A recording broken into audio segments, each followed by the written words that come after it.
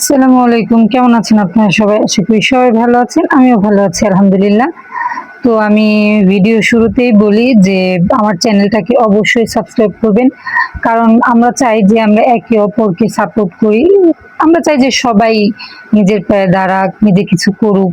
তো আসলে এখানে চাইলেই আমরা পারি একজন আরেকজনকে সাহায্য করতে। যাই হোক, তো আমি সকাল উঠে নাস্তা তৈরি করতে শুরু করছি। তো ওরা আসলে উঠেই খাবে, তো আমি এখানে পরোটা আর ডিম ভাজি, আর এই যে ডিম ভাজিটা দেখতেছেন, তো এটা আসলে আমি চিনি দিয়ে করি। কে কিভাবে খান জানি না, তো আমি চিনি দিয়ে করি। পুডিং পুডিং একটা ফিল হয়, কারণ আমি এমনিতেই ডিম ভাজি খাইতে পারি না।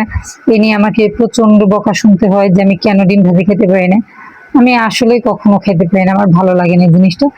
কিন্তু এই চিনি দিয়ে এইভাবে করলে পরোটার সাথে একটু খাইতে পারি। তো যাই হোক, খাওয়া দাওয়া শেষ করে আমি চলে যাচ্ছি ছাদে, কারণ আমার ছেলে স্কুলের জুতোগুলো অনেকবারই আমি দেখলাম যে আমি যখনই করি ওকে ভালো করে জুতাটা পরিষ্কার করে দিই, তবুও কেমন যেন একটা কাঁচা কাঁচা ভাব আসে, সাদা জুতো তো সেজন্য।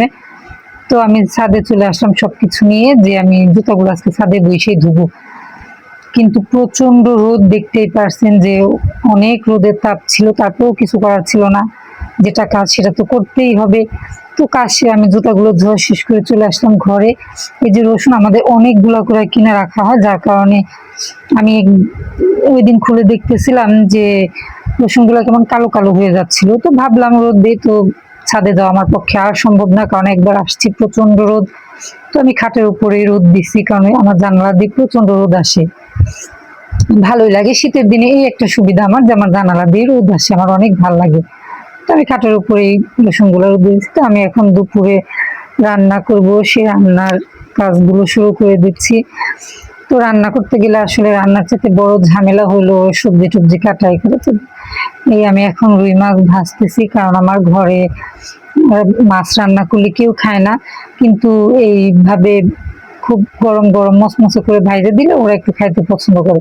তো এখানে গরুর তিল ভুনা আমার এটা অনেক পছন্দ, আমি অনেক খাই। আর এখানে কারকল দিয়ে আলু দিয়ে ভাজি, সাথে ডাল।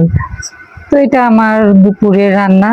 তো বাসায় আমি, আমার ছেলে, আমার মেয়ে, কারণ আমার হাজবেন্ড অফিসে সে একদিন পর পর বাসায় আসে। তো এই আমার মেয়েটা এখনো ঘুম থেকে উঠে নাই, পাশে ছেলেটাও নাস্তা খেয়ে আবার শুয়ে পড়ছে। ও আজকে একটু জ্বর ছিল, যার কারণে ঘুম হয় না, তো এখন ঘুমাচ্ছে। তো আমি ভাবলাম ওরা উঠে একটু কিছু খাইতে চাবে, তো আমি কলার চিপসটা ওরা অনেক পছন্দ করে, সেজন্য আমি কলার চিপসটা করে দিলাম। যাই হোক, দুপুরে খাওয়া দাওয়া শেষ করে আমি বেরিয়ে পড়লাম আমার মেয়েকে নিয়ে একটু ঘুরতে, কারণ বাইরের আবহাওয়াটা কেমন একটু দেখি। তো দেখতেই পাচ্ছেন অনেক সুন্দর ছিল।